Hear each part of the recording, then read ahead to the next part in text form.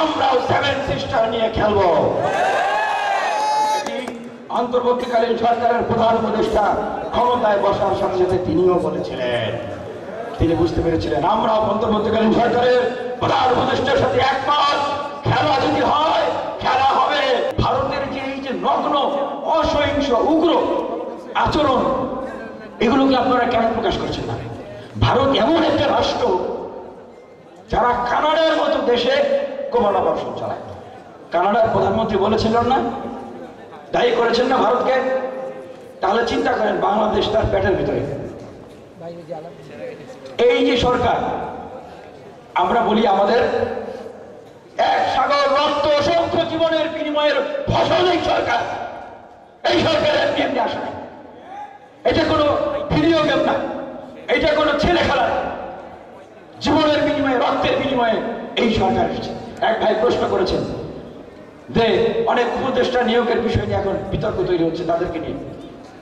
এখন আচ্ছা, যারা উপদেষ্টা হয়েছেন ভাই, তারা কি চুরি করতে গেছেন ওইখানে? তারা কি ডাকাতি করতে গেছেন? বলেন, গেছেন? কেন গেছেন? দেশ চালাইতে গেছেন। আমাদের রক্ত আমাদের জীবনের ফসল তারা, আমরা তাদেরকে ধারণ করি। তাহলে তারা যদি পাবলিকলি এটা প্রচার করে যে তারা কিভাবে নিয়োগ হয়েছেন, কি প্রক্রিয়ায়, স্বচ্ছতা, জবাবদিহিতা, সার্বজনীন গ্রহণযোগ্য একটা প্রক্রিয়া তারা যদি প্রচার করে, প্রকাশ করে, তাহলে এটা কোনো সমস্যা আছে? বরং আমরা দেখছি, আমাদের কাছে মনে হচ্ছে যে সরকারের অভ্যন্তরে এবং আন্দোলনকারী অনেক গ্রুপের ভিতরে একটা স্নায়ু যুদ্ধ চলছে। আপনাদের কাছে এরকম মনে হয় না? আমার কাছে এরকম মনে হচ্ছে একটা স্নায়ু যুদ্ধ চলছে। যখন আমাদের কাজ দুইটা ফ্রন্টে খেলা, এক হচ্ছে ফ্যাসিবাদী আওয়ামী লীগ এবং তাদের দোষরদের বিরুদ্ধে খেলা, আরেক হচ্ছে এই আওয়ামী লীগ তো আওয়ামী লীগ ছিল না, আওয়ামী লীগ ছিল উগ্র হিন্দুত্ববাদী বিজেপি সরকার, তাদের বিরুদ্ধে খেলা। এই দুই ফ্রন্টে খেলার সরকারের কোনো প্রস্তুতি আছে আপনাদের কাছে মনে হয়? আমরা বারবার বলছি যে কেন একটা বিপ্লবী সরকার হলো না। আমরা বারবার বলছি যে এটা আমাদের সরকার, আমরা ছাত্ররা আমরা এই সরকারের সাথে কাজ করতে চাই, আমরা তাদেরকে সহযোগিতা করতে চাই। আজকে একটু আগে এইখানে সকল ছাত্র সংগঠনের নেতৃবৃন্দরা এভাবে মুষ্টিবদ্ধ করে হাত উঠিয়ে যে ছবি তোলা হয়েছে, আপনারা যে দেখেছেন, আপনাদের ভালো লাগে না? আপনারা খুশি হয়েছেন না? আপনারা মনে বল পেয়েছেন না? সমগ্র দেশের কোটি কোটি মানুষ এটি দেখলে তারা সাহস পাবে না? পাবে তো? পাবে না? তাহলে এই যে ঐক্যবদ্ধতার পরিস্থিতি, আমরা কথা দিচ্ছি মাননীয় প্রধান উপদেষ্টা ডক্টর মোহাম্মদ ইউনূস, আপনারা কাজ করুন, আপনারা কাজ করুন, আমরা আপনাদের সফলতা চাই। আপনাদের জন্য, এই সরকারের জন্য যদি আরো জীবন দিতে হয় আমরা দিব, আরো রক্ত দিতে হলে আমরা প্রস্তুত আছে। কিন্তু অসম প্রতিযোগিতার জায়গা তৈরি করা যাবে না। গতকালকে একটি মিটিং হয়েছে মাননীয় প্রধান উপদেষ্টাদের সাথে, সেখানে আজকে যারা মুষ্টিবদ্ধভাবে হাত উঠিয়েছিল সবাই যদি থাকতেন আপনাদের ভালো লাগতো না? লাগতো কিনা বলেন? আপনারা আরো সাহস পেতেন না? সমগ্র বাংলাদেশের মানুষ আরো সাহস শক্তি তাদের এই ছাত্র নেতৃবৃন্দদের জায়গা থেকে আসতো না? আসতো। আমরা ঐক্যবদ্ধ হতে চাই, আমরা এই বৈষম্য বিরোধীর প্ল্যাটফর্মে আমরা ঐক্যবদ্ধ ছিলাম।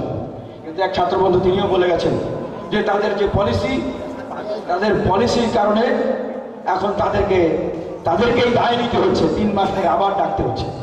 আমরা বলতে চাই, মাননীয় সাংবাদিক ভাইদেরকে বলবো যে এই মেসেজটি আপনারা মাননীয় প্রধান উপদেষ্টার কাছে পৌঁছে দিবেন, কারণ তিনি জাতীয় ঐক্যের ডাক দিয়েছেন। অবশ্যই জাতীয় ঐক্যকে সফল, সার্থক এবং কার্যকর করতে হলে প্রত্যেকটি রাজনৈতিক ছাত্র সংগঠন এবং আন্দোলনকারী গ্রুপ, তাদের যারা প্রতিনিধি, তাদেরকে আপনারা অবশ্যই ডাকবেন। এইটা আমার অভিযোগ না যে এতদিন আপনি ডাকেন নাই, তাদেরকে ডাকবেন।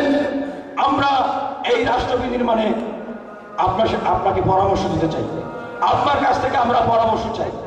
আমরা এই সরকারকে সফল করার জন্য কাজ করতে চাই। এই যে বিশ্ববিদ্যালয়, কলেজ, ক্যাম্পাসগুলো, যেই জায়গাগুলোই ছিল এই স্বৈরাচারকে উৎখাত করার ঘাঁটি, সেই জায়গাগুলোতে যদি সেই ঐক্যবদ্ধতার জায়গা তৈরি না হয়, তাহলে জাতীয় পর্যায়ে যতই ঐক্যের জন্য রাজনৈতিক দলগুলোকে ডাকা হোক, সেই ঐক্য আসলে কোনো কার্যকর ঐক্য হবে না। রাজপথে লড়াইয়ের সারথি হচ্ছে ছাত্ররা। সেই 52 থেকে শুরু করে এই 24 পর্যন্ত প্রত্যেকটি স্বৈরাচারের পতনের জন্য রাজপথের সামনে থেকে জীবন দিয়েছে ছাত্ররা। মাননীয় প্রধান উপদেষ্টা, আপনিও গতকালকে বলেছেন যে ছাত্ররা নেতৃত্ব দিয়েছে, ছাত্রদের নেতৃত্বে আগামীর বাংলাদেশ আপনি দেখতে চান, সাজাতে চান। তবে অবশ্যই এখানে এমন কোনো কাজ বা পলিসি নেওয়া যাবে না যে একটা ভারসাম্যহীন প্রতিযোগিতার জায়গা তৈরি হয়। যেখানে একটা ঐক্যের জায়গা তৈরি হওয়ার কথা, সেখানে কেউ এগিয়ে থাকবে, অন্যরা পিছিয়ে থাকবে। আপনার সাথে এই সরকারের উপদেষ্টাদের সাথে বা এই সরকারের সাথে ছাত্র সংগঠনগুলোর সাথে একটা দূরত্ব তৈরি করে রাখা হয়। দেখেন, দূরত্ব এবং গ্যাপ থাকলেই কি হবে? দূরত্ব এবং গ্যাপ থাকলেই কিন্তু সম্পর্ক খারাপ হয়। এটাই বাস্তবতা। আমরা কোনো দূরত্ব চাই না, আমরা কোনো গ্যাপ চাই না।